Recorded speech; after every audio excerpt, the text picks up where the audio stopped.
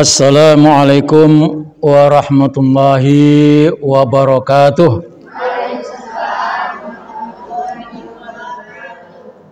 Bismillahirrahmanirrahim. Alhamdulillahi rabbil alamin. Wal aqibatu lil muttaqin. Wala udwana illa 'alal zalimin. Asyhadu an la ilaha illallah wahdahu la syarikalah. Wa asyhadu anna Muhammadan abduhu wa rasuluh. Allahumma shalli ala sayyidina Muhammad wa ala alihi wa sahbihi ajma'in. Amma ba'd. Ibu Ustadzah, ada Ibu Ustadzah? Yang saya hormati, ibu-ibu yang saya cintai, alhamdulillah hari ini kita dipertemukan kembali di Masjid Jami' Al-Madaniyah untuk sebuah kegiatan taklim, menambah ilmu, menambah pengetahuan, meningkatkan iman, memantapkan Islam. Karena itulah modal kita, sebagaimana yang dinyanyikan tadi, masuk surga dengan amal sendiri. Amal sendiri yang bisa mengantarkan masuk surga adalah amal yang didasarkan pada ajaran agama. Maka kita belajar jangan bosan-bosannya. Alhamdulillah hari ini kita diberikan kesempatan dalam keadaan sehat walafiat untuk bekal menuju surga tadi. Salawat dan salam kita sampaikan kepada junjungan kita Nabi Muhammad SAW yang kita jadikan contoh dan kita jadikan tauladan. Ibu-ibu yang saya hormati dan saya cintai, hidup ini terus berjalan.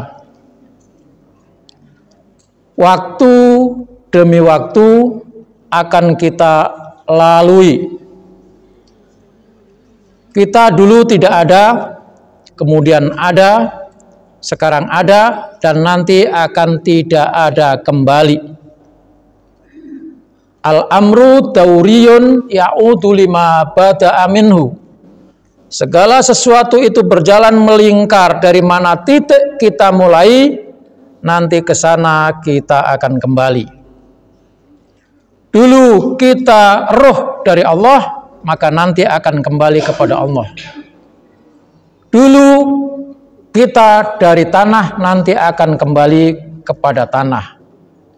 Minha khalaqnakum wa fiha nu'idukum wa minha nukhrijukum taratan ukhra. Maka perjalanan yang setengah jalan ini, bukan setengah, ujung jalan permulaan ini, mari kita manfaatkan, mencari, beramal sebagaimana yang kita nyanyikan tadi, itu untuk masuk ke surga. Kalau sudah di surga, insya Allah tidak ada khaufun walahum yahzanun. Kita akan merasa senang-senang terus. Karena itu ketika kita masih di dunia ini, mari kita manfaatkan, kita menjadi orang yang beragama dengan agama yang sebaik-baiknya. Karena agama itulah yang menjadi pokok akan mengantarkan kita masuk ke perjalanan yang akhir, yaitu di sisi Allah Subhanahu wa Ta'ala. Maka beragamalah dengan agama yang benar. Allah nyatakan, wa may yuslim wajhahu ilallah wa huwa muhsinun faqad istamsaka bil urwatil wuthqa. Siapa yang menyerahkan dirinya kepada Allah, jadi beragama Islam itu adalah beragama yang menyerahkan diri secara totalitas kepada Allah Subhanahu wa Ta'ala. Mau diatur Allah, mau dibimbing Allah, mau menerima ketentuan-ketentuan Allah. Maka barang siapa yang menyerahkan total, mengikuti apa yang diinginkan Allah, kemudian wahwa muhsinun, dan dia selalu berusaha melakukan kebaikan-kebaikan, maka faqad istamsaka bil urwatil wuthqa, maka sesungguhnya yang demikian itulah orang yang telah berpegang kepada janji Allah yang kuat. Janji Allah yang kuat ya tadi agama yang diajarkan, yang diturunkan oleh Nabi Muhammad sallallahu alaihi wasallam. Wa ilallahi aqibatul umur, dan pada akhirnya kembali yang terbaik, semua urusan itu akan kembali kepada Allah Subhanahu wa taala. Maka mari kita beragama dengan agama yang benar, agama yang diajarkan, yang disampaikan Nabi Muhammad sallallahu alaihi wasallam. Kemudian itu yang pertama, menyerahkan diri secara totalitas, dan yang kedua harus berusaha melakukan kebaikan-kebaikan. Kebaikan untuk siapa? Kebaikan untuk diri sendiri, kebaikan untuk orang lain. Karena kita hidup ini tidak sendiri. Ada kalanya kita melakukan kebaikan-kebaikan untuk diri sendiri, misalnya kita sholat sehari semalam 5 kali, itu untuk kebaikan kita sendiri. Urusan kita dengan Allah Subhanahu wa taala, itu kebaikan kita. Maka kehubungan dengan Allah Subhanahu wa taala lakukan dengan baik, beribadah kepada Allah dengan baik. Yang kedua, melakukan kebaikan terhadap sesama manusia. Kepada sesama manusia tidak hanya terbatas kepada saudara-saudara kita yang seagama, enggak, kepada orang lain pun asal itu disebut manusia, maka harus kita perlakukan mereka dengan baik. Jadi kebaikan kepada sesama manusia, kebaikan kepada Allah. Kebaikan kepada Allah ya ibadah, itu ibadah mahdhah. Kebaikan dengan sesama manusia adalah ibadah sosial. Kepada siapa saja kita berbuat baik. Nah, itulah agama yang kita ikuti. Jadi inti agama itu apa sih? Inti agama itu adalah menuhankan Allah dan memanusiakan manusia. Ya, menuhankan Allah dan memanusiakan manusia. Menuhankan Allah dengan beribadah, mengagungkan Allah, sembahyang, zikir, baca Quran, kalimat-kalimat thayyibah, itu mengagungkan Allah. Memanusiakan manusia, menghormati sesama manusia. Saling beri memberi, saling tolong menolong, saling ingat mengingatkan. Itu adalah kebaikan terhadap sesama manusia. Ibu-ibu, manusia ini bermacam-macam, berbeda-beda. Jangankan pikiran, ajaran agama itu fikih ya, itu saja bisa berbeda. Maka ibu kenal kan ada yang namanya madhab Syafi'i, Maliki, Hambali. Yang kita ikuti ada 4 itu. Manusia itu bisa-bisa berbeda, beda pendapat, apalagi beda pendapatan, lebih banyak lagi. Orang kerjanya sama, tapi pendapatannya belum tentu sama. Itulah manusia. Maka ketika kita ngaji misalnya, oh ustadz itu kok begitu, ustadz sana kok begana, ustadz situ kok begini, begono, gitu. Beda. Kenapa? Karena masing-masing punya pendapat, dan pendapat itu ya, selagi masih dalam koridor tafsir, jangan dipermasalahkan. Itu. Jadi pendapat itu bisa berbeda-beda. Maka ada madhab Syafi'i. Imam Syafi'i sendiri itu pendapatnya bisa 2 macam. Ada namanya pendapat dulu dan pendapat baru, kaul qadim dan kaul jadid. Nah itu manusia. Jadi pendapat boleh berbeda. Maka ketika ada orang yang berpendapat beda, jangan divonis, oh itu salah, Oh itu kok begitu. Nah, ada dasarnya, ada logikanya. Kalau saya sih ibu-ibu, paling gampang untuk menilai pendapat itu cocok atau tidak, itu kita pikirkan, kita logikakan menurut kita saja.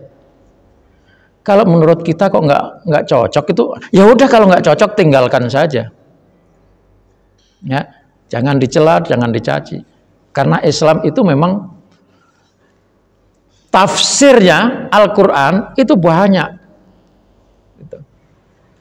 Nah, disinilah kita diajarkan untuk adanya yang namanya toleransi, saling menghargai pendapat, saling memuliakan pendapat.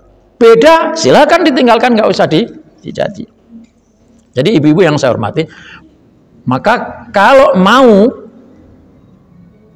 supaya cara berpikir kita itu tidak mudah menyalahkan, ya, tidak mudah menyalahkan, sekali-sekali nanti saya kasih pelajaran namanya ilmu usulul fikih. Usul fikih itu adalah dasar-dasar penelusuran sebuah hukum kenapa bisa berbeda. Kan itu. Jadi kalau misalnya saya ngomong, ibu belum nyampe, nggak nyambung Pak Ustadz. Tanya dulu, misalnya tiba-tiba sekarang ini, boleh nanti dicatatnya. Ini sekarang sudah masuk waktu asar belum? Kalau saya bilang, sholat asar itu bagi saya nggak wajib. Apa komentar ibu? Hah? Ya kan? Bagi saya sholat asar nggak wajib. Ayo. Kan pasti ibu menyalahkan, loh Pak Ustadz kok ngomongnya begitu? Nah, karena kita tahu ilmu usul fikih, ada namanya syarat, ada namanya rukun, ada namanya sebab, ada namanya mane. Nah, hukum itu kan ada 5. Wajib, sunnah, kan? Haram, makruh, mubah. 5 kan? Itu yang namanya hukum taklifi. Hukum yang menjelaskan tentang apa yang ditentukan, apa yang seharusnya ada kepastiannya. Itu yang namanya hukum taklifi. Tapi ada lagi yang namanya hukum wad'i. Jadi hukum itu ada 2, hukum taklifi, ada hukum wad'i. Hukum taklifi itu ada 5 tadi, wajib, sunnah, haram, makruh, mubah. Itu namanya hukum taklifi yang berkaitan dengan tanggung jawab umat manusia. Perbuatan-perbuatan itu dihukumkan yang 5 tadi. Atau barang-barang juga dihukumkan yang 5 tadi. Tetapi untuk sampai ke sana, itu ada yang namanya sebab, ada yang namanya syarat, ada yang namanya penghalang. Kalau saya bilang tadi, sholat asar bagi saya tidak wajib saat ini. Kenapa? Karena syaratnya sholat asar itu harus sudah masuk waktu. Ya kan?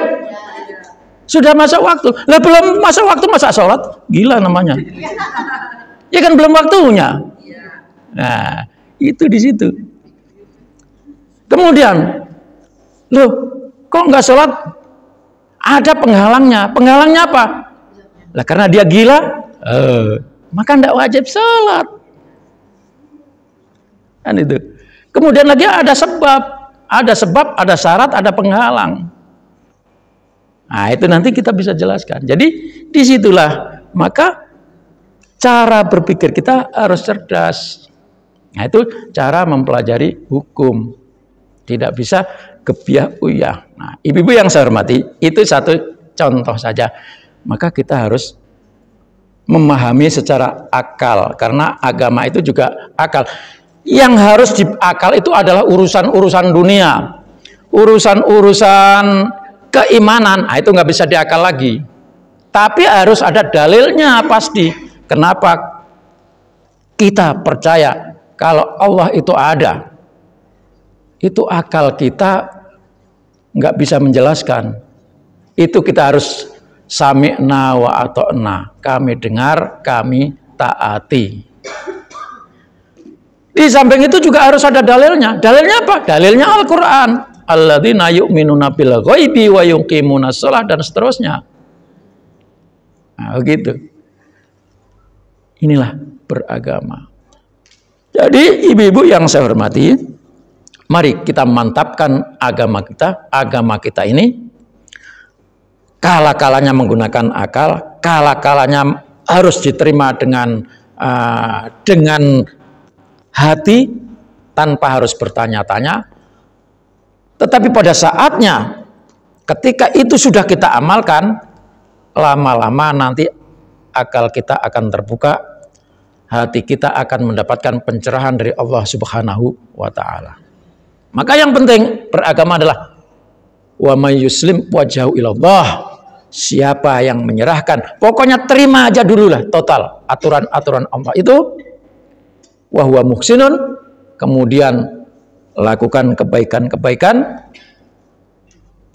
itu berarti kita telah berpegang teguh kepada agama Allah Subhanahu wa taala. Kalau itu sudah kita lakukan, ibu-ibu yang saya hormati, nanti pada saatnya kita akan dibimbing oleh Allah Subhanahu wa taala. Jadi orang yang menjalankan ketaatan, kepatuhan kepada Allah Subhanahu wa taala itu akan dibimbing oleh Allah Subhanahu wa taala dan dijamin tidak akan pernah punya rasa resah, gelisah, takut menghadapi persoalan-persoalan yang ada di dunia ini. Jadi siapa? Kata Allah, yang menyerahkan dirinya kepada Allah dan dia berbuat baik, maka tidak ada baginya rasa takut, tidak ada baginya rasa gelisah. Boleh dicatat, itu firman Allah ayat 112. Bismillahirrahmanirrahim. Bala man aslama wajhahu lillah wa huwa muhsinun falahu ajruhu inda rabbih. Betul, siapa yang menyerahkan dirinya beragama dengan totalitas kepada Allah dan dia melakukan kebaikan-kebaikan untuk dirinya dan untuk orang lain, falahu ajru, dia akan mendapatkan pahala di sisi Allah, wala khaufun, dan baginya tidak ada ketakutan, wala hum yahzanun, dan mereka juga tidak ada kegelisahan. Maka seluruh persoalan akan dibimbing oleh Allah Subhanahu wa taala. Ibu-ibu pernah mendengar surat Yasin yang paling akhir, innama amruhu idza arada syai'an an yaqula lahu kun fayakun. Innama amruhu, sesungguhnya urusan Allah, idza arada syai'an, kalau sudah menghendaki sesuatu, idza arada syai'an, terus fayakul, maka Allah akan mengatakan kun fayakun, jadilah, maka akan terjadi sesuatu itu. Sesungguhnya Allah Subhanahu wa taala juga memberikan sepercikan firman-Nya tadi, kun fayakun. Jadi kayak kita ini, kalau benar-benar taat kepada Allah, patuh kepada Allah dengan sesungguh-sungguhnya, maka kita akan bisa punya kehendak dan kehendak itu akan terwujud. Dalam hadis qudsi, Allah berfirman, hadis qudsi itu adalah hadis yang kalimatnya disusun oleh Rasulullah, tapi maknanya dari Allah. Allah mengatakan, ya ibadi, wahai hamba-hambaku, ati'ni, taatilah aku. Taatilah aku. Kemudian, kalau kamu sudah taat kepadaku, maka aku akan katakan kepadamu, katakan kun fayakun, adalah, maka akan menjadi ada. Intinya ibu-ibu, kalau kita patuh pada perintah Allah, menjalankan semua yang diajarkan Rasulullah, maka dunia akan ngikut apa kata kita. Dalam hikmah, kitab hikam, seorang ulama ahli tasawuf namanya Ibnu Athaillah As-Sakandari berkata, sawabiqul himam la tukhriku asrar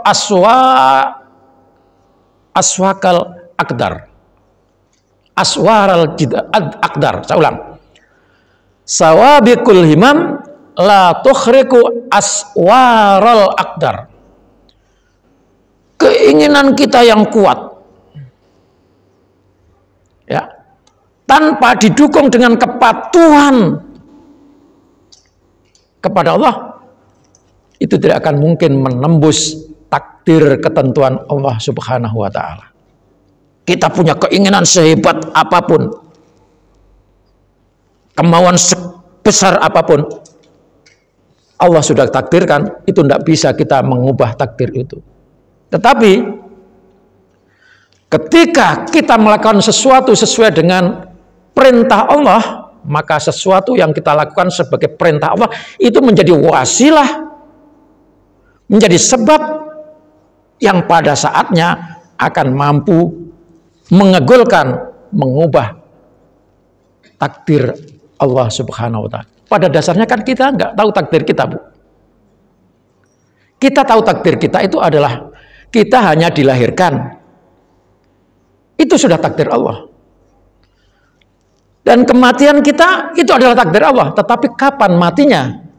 Kan nggak tahu. Ya kan? Jadi sama-sama nggak tahu. Tetapi kita meyakini bahwa takdir kematian kita itu ada. Nah, kapan takdir kita itu bisa, mati kita itu sudah ditentukan Allah. Tapi banyak cerita. Ada orang-orang yang mestinya meninggalnya karena ini jadi berubah. Ada orang yang meninggalnya tahun ini bisa berubah. Tidak ada yang tahu. Dan itu banyak kisah. Kenapa bisa? Karena kita melakukan ketaatan kepada Allah, maka ketaatan kepada Allah itulah yang membuat takdir kita menjadi lebih baik. Jadi ibu-ibu yang saya hormati, kalau kita punya harapan, kemauan yang kuat, doa yang kuat, taruhlah doa, maka jangan abaikan sebab-sebabnya. Doa terkabul itu karena ada sebab yang harus dijalankan. Ya, nggak mungkin kita minta ya Allah berikan kami rezeki tapi tidur terus di masjid. Nggak ada. Harus ditempuh sebab-sebabnya. Sebabnya apa? Beramal soleh, muhsin, berbuat baik tadi. Maka orang yang sudah pasrah menyerahkan diri kepada Allah dan melakukan hal-hal terbaik, dia akan memperoleh hasil yang baik pula pada akhirnya. Dan terpenting dalam menghadapi kehidupan ini, la khaufun alaihim walahum yahzanun, baginya tidak ada rasa takut dan tidak ada gelisah. Ketika ada persoalan, kita akan diberikan solusi oleh Allah Subhanahu wa ta'ala melalui langkah-langkah yang tepat, ucapan-ucapan yang tepat. Itulah yang disebut namanya hikmah. Ya, ketika kita taat kepada Allah, pasrah kepada Allah, melakukan sebab-sebab yang sesuai dengan perintah Allah, dijamin tidak takut, tidak gelisah, maka Allah berikan yang namanya ilmu hikmah. Allah berfirman, Bismillahirrahmanirrahim. Ya. Firman Allah, Wa may yu'tal hikmata faqad utiya khairan katsira. Siapa yang diberikan hikmah, maka sesungguhnya dia itu diberikan kebaikan yang banyak. Apa sih hikmah itu? Hikmah itu al-isabatu fil qawli wal fi'li. Hikmah itu adalah ucapan yang tepat, tindakan yang tepat, menangani masalah yang tepat. Karena yang diperlukan sekarang ini adalah tepat, ketepatan. Taufik itu adalah ketepatan. Maka orang menyebutkan, selalu bilang, ya Allah berikanlah kami taufik dan hidayah. Jadi hikmah itu adalah berucap tepat, bertindak tepat, melakukan solusi yang tepat. Itu yang kita cari. Contoh, semuanya kehidupan kita itu selalu tepat sesuai dengan yang dikehendaki Allah. Itulah orang yang diberikan hikmah oleh Allah Subhanahu wa taala. Pada saat nggak tahu apa-apa, tiba-tiba kita ngomong dan omongan kita itu pas. Gitu. Omongan kita tepat. Kadang-kadang kan kita habis ngomong gini, tiba-tiba oh benar omongannya Bapak itu. Itu namanya omongan yang pas dengan hikmah. Contoh orang yang diberikan hikmah, misalnya ibu-ibu dari Cipadu ke Blok M. Sampai di Blok M lupa dompetnya ketinggalan, padahal uang yang dipegang itu hanya cukup untuk bayar angkut saja. Apa yang terjadi ketika di Blok M? Waduh, bagaimana kita pulang ini? Tidak punya apa-apa. Karena Allah sudah kasih hikmah kepada kita. Bahasa Jawanya, lah kok ndilalah. Ketemu teman kita. Tepat. Lalu, Bu, mau kemana? Saya mau pulang, uang saya ketinggalan. Ya udah, bareng sama saya aja, saya ongkosi. Itu namanya hikmah. Ketemu hikmah.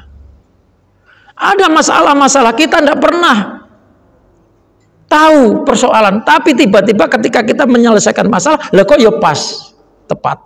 Itu namanya hikmah. Itu makna hikmah. Makna yang lain, apa sih hikmah itu? Hikmah itu adalah fi'lu ma yambaghi alal wajhil ladzi yambaghi fil waqtil ladzi yambaghi. Melakukan sesuatu yang semestinya dilakukan padahal kita tidak tahu sebelumnya. Di waktu yang semestinya juga. Maka orang yang diberikan hikmah oleh Allah Subhanahu wa taala itu semua tindakannya, perbuatannya selalu pas.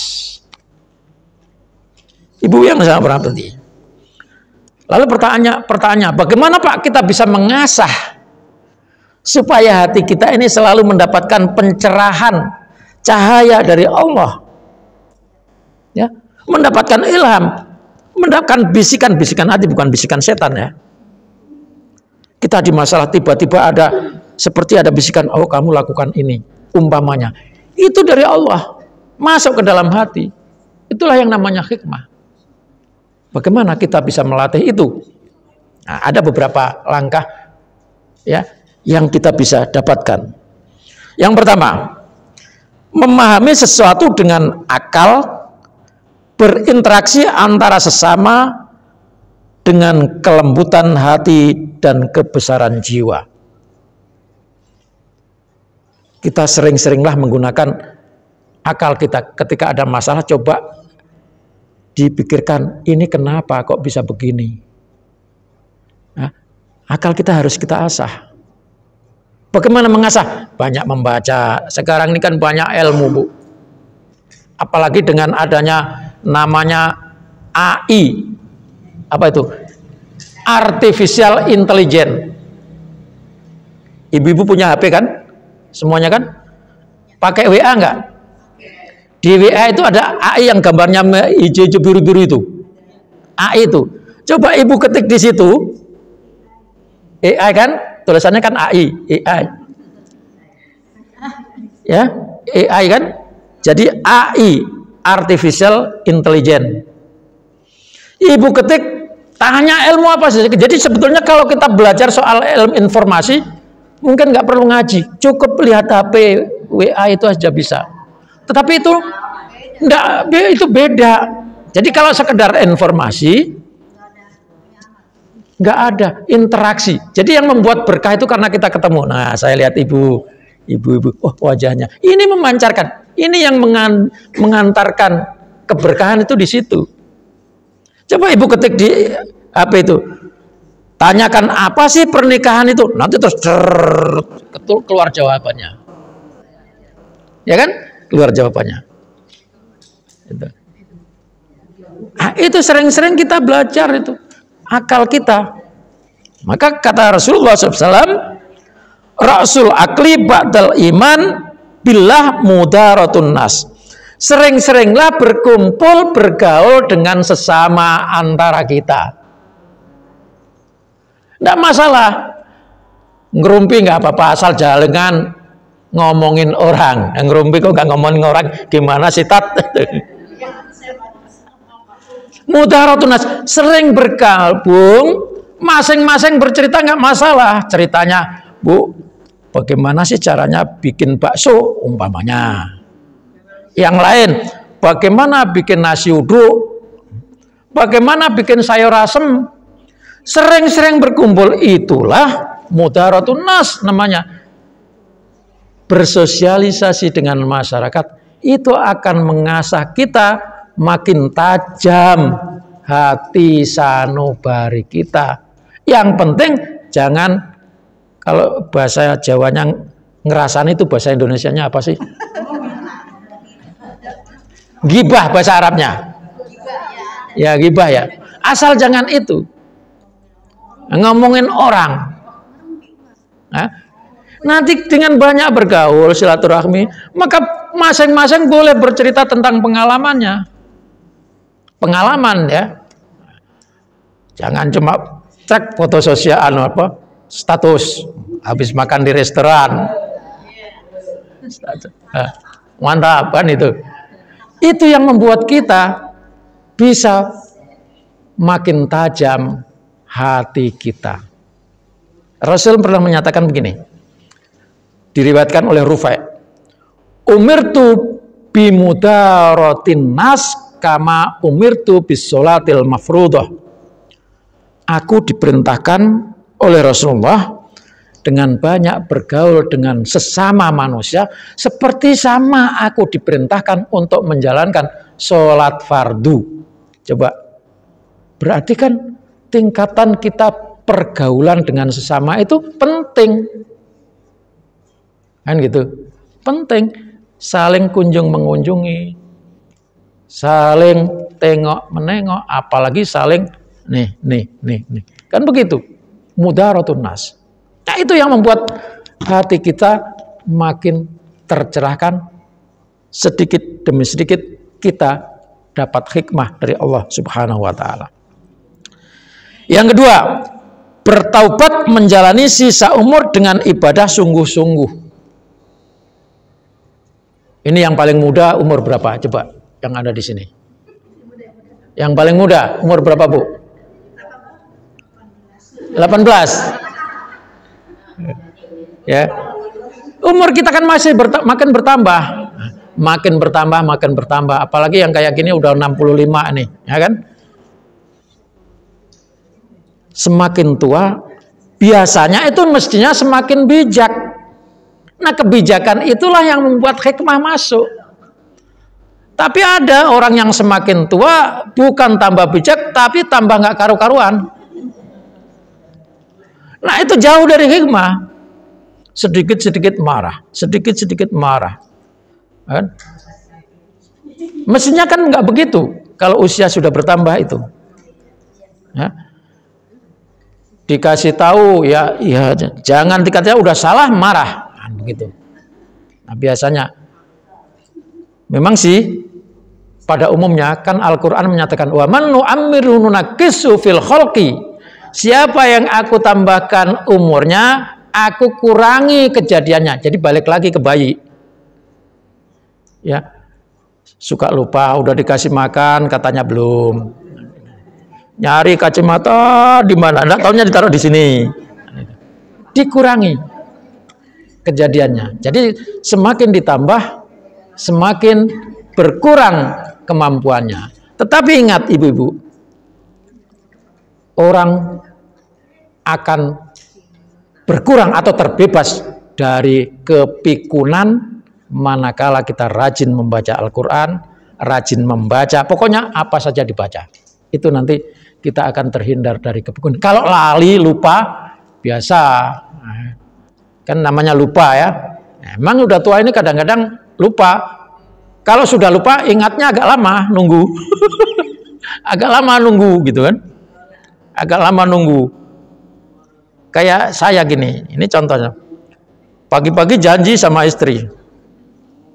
Begitu sampai di rumah pulang hilang, lupa sama sekali. Wah. Habis isya baru ingat. Oh iya. Nah itu. Makanya kalau lupa udah jangan dipaksain. Banyak-banyak istighfarnya. Nah, karena itu tadi dipikirin. Waduh apa ya? Ini nggak ketemu-ketemu. Iya betul, banyak urusan.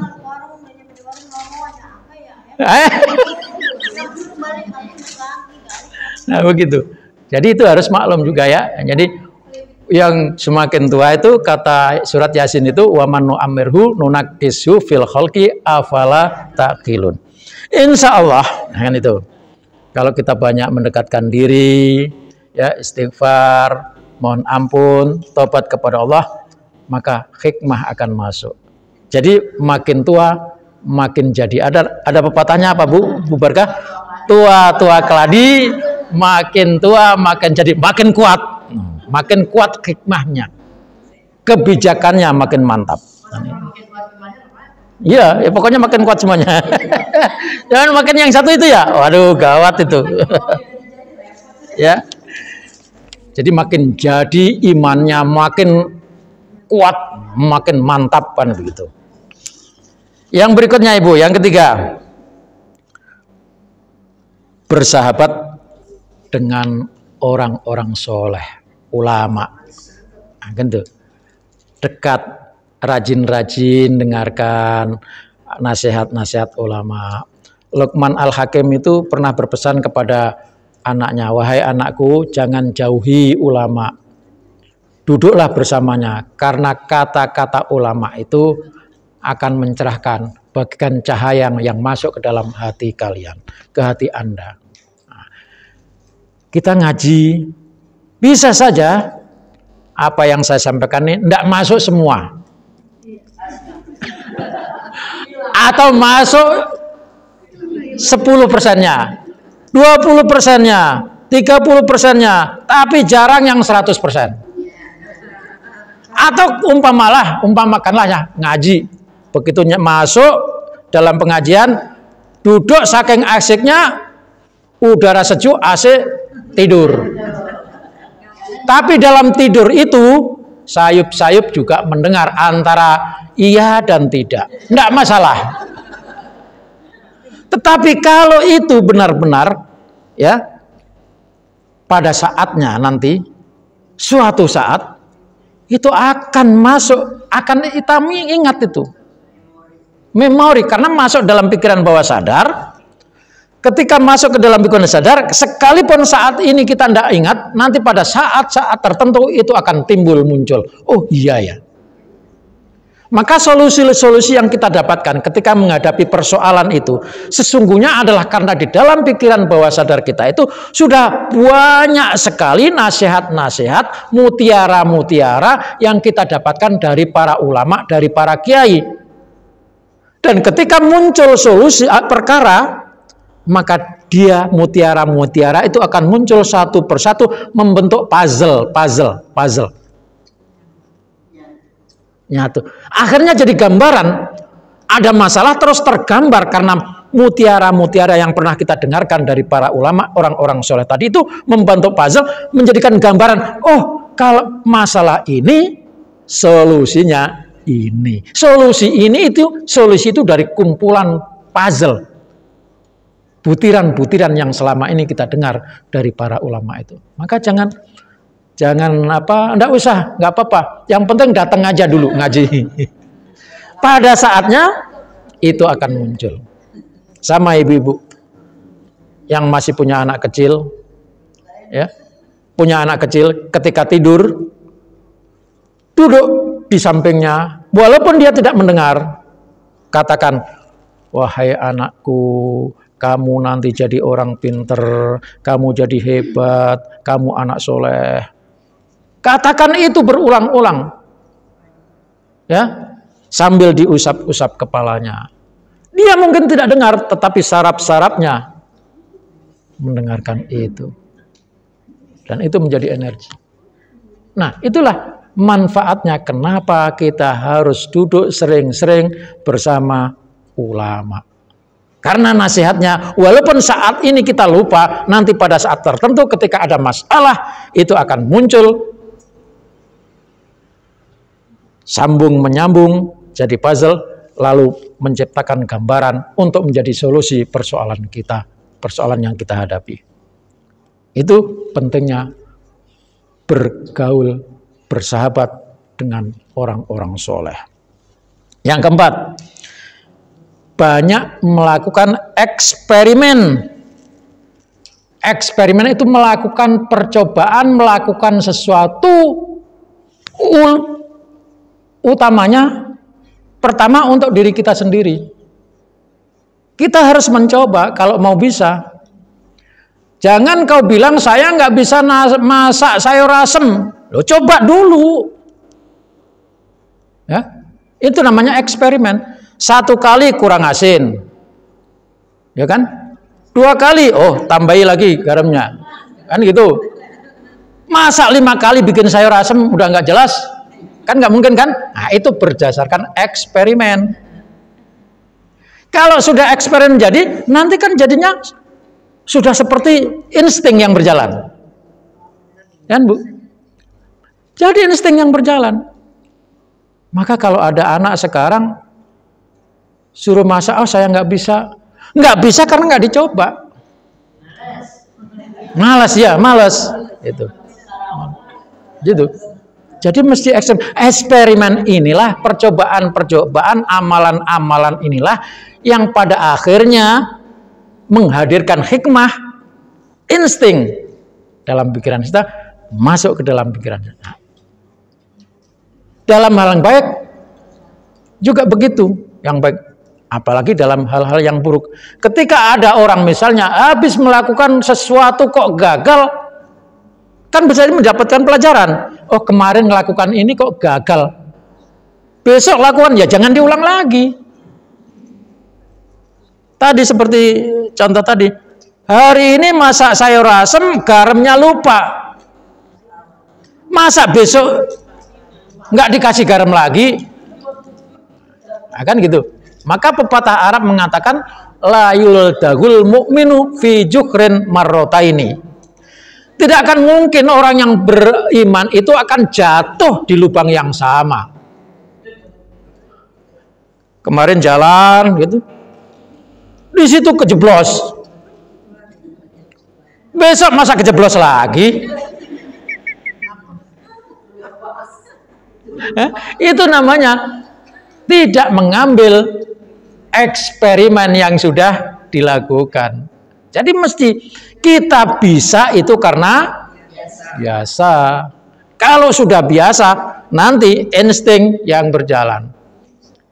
Ketika kita belajar masak, Bu, lagi membaca resep itu kan, ini sekian gram, ini sekian gram, ini sekian gram. Pertama. Besok kalau sudah, itu nggak usah ngitung nimbang-nimbang lagi. Iya kan? Betul nggak? Nggak perlu nimbang-nimbang lagi, sudah insting. Kan gitu. Sama orang belajar nyopir lagi pertama kan, ini bagaimana nih? Selalu mikir, sambil mikir melihat bawahnya. Nah besok kalau sudah biasa, insting yang berjalan. Begitu di depan ada mobil tiba-tiba mendadak langsung rem. Nah, itu insting yang berjalan. Itulah hikmah. Jadi mesti dicoba, eksperimen. Nah, jangan takut salah, karena orang yang tidak pernah salah berarti tidak pernah melakukan apa-apa. Kalau mau benar, ya jangan lakukan apa-apa. Kalau mau selamat, ya jangan kemana-mana. Di rumah aja terus. Ya, itu. Padahal hidup ini harus ada peningkatan. Untuk meningkat itu ada cobaannya, ada ujiannya, kan itu. Dulu ketika kita sekolah, sudah belajar baru diuji. Sekarang sudah di tengah-tengah masyarakat, beramal dulu baru diuji. Bukan belajar. Sekarang ini udah belajar, pokoknya kita berbuat dulu dah. Nanti ujian. Kok tiba-tiba kejeblos? Nah itu ujian namanya. Beramal dulu baru diuji. Eksperimen penting Bu melakukan ya. Coba aja nanti. Yang terakhir istiqomah. Istiqomah, apa sih istiqomah itu? Istiqomah itu sulukut thoriq al-mustaqim. Jalan terus ikuti apa yang saya bilang tadi, aturan Allah, ketentuan Rasulullah, dan konsisten. Itu istiqomah. Nah, termasuk istiqomah itu adalah ya dalam kehidupan sehari-hari, ikhlas, tepati janji, jujur, tidak sombong, adil, tidak melakukan kezaliman pada orang lain, yang biasa-biasa saja, pertengahan, pertengahan, jangan terlalu menonjol ke atas, juga jangan terlalu jeblok ke bawah. Toleransi, menghormati, itu adalah bagian dari hidup yang istiqomah. Nah, itulah ibu-ibu yang saya hormati. Kalau 5 hal tadi kita jalankan, maka hati kita dipenuhi cahaya Allah Subhanahu wa Ta'ala. Apapun yang kita hadapi, tidak ada rasa gelisah, dan kita menemukan solusi, atau paling tidak menemukan makna terbaik di sisi kita menurut Allah Subhanahu wa Ta'ala. Itu kalau kita menjalankan Islam, patuh kepada Allah, hikmah akan kita dapatkan. Ibu-ibu yang saya hormati, itu yang saya sampaikan. Barangkali ada pertanyaan, nggak masalah kita buka pertanyaan. Kalau enggak kita tutup dengan doa. Ada Bu yang lain? Tanya Bu.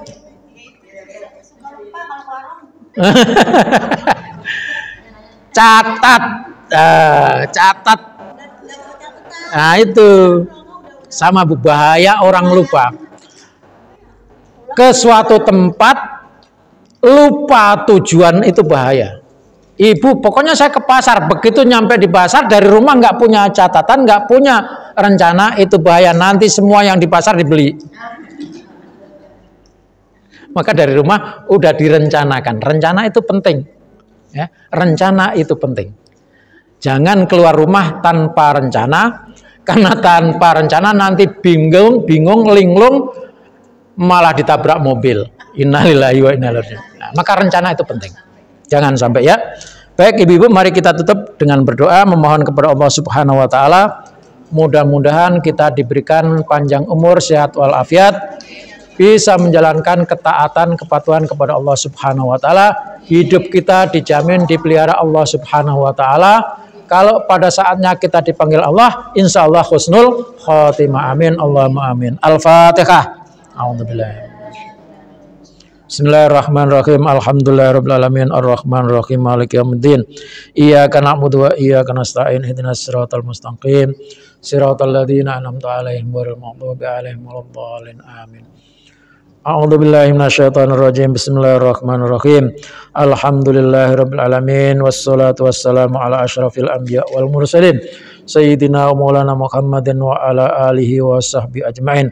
Allahumma ja'al jam'ana jam'an marhuma wa tafarruqana min ba'di tafarruqan maksuma.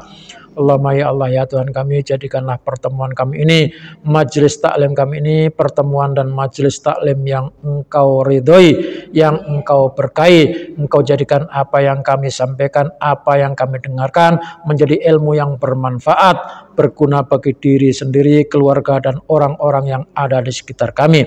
Ya Allah, jadikanlah perpisahan kami nanti setelah keluar dari masjid ini perpisahan yang Engkau pelihara, Engkau jaga, Engkau pelihara, Engkau jaga, untuk Engkau pertemukan kembali di lain waktu dan di lain kesempatan. Allahumma ya Allah yang Maha Penyelamat, selamatkan kami, selamatkan keluarga kami, selamatkan anak keturunan kami, selamatkan masyarakat bangsa dan negara kami. Ya Allah, pelihara kami, pelihara kami, pelihara keluarga kami, pelihara masyarakat bangsa dan negara kami. Ya Allah, panjangkan umur kami, sehatkan badan kami, murahkan rezeki kami, banyakkan amal soleh kami, mantapkan iman Islam kami. Rabbana atina fid dunya hasanah wa fil akhirati hasanah wa qina adzabannar. Wa sallallahu ala sayyidina Muhammadin wa ala alihi wasallam. Subhanaka rabbika rabbil izzati amma yasifun wa salamun al mursalin walhamdulillahi rabbil alamin. Mohon maaf atas segala khilaf dan kesalahan. Wallahul muwaffiq ila aqwamit thoriq. Wassalamualaikum warahmatullahi wabarakatuh.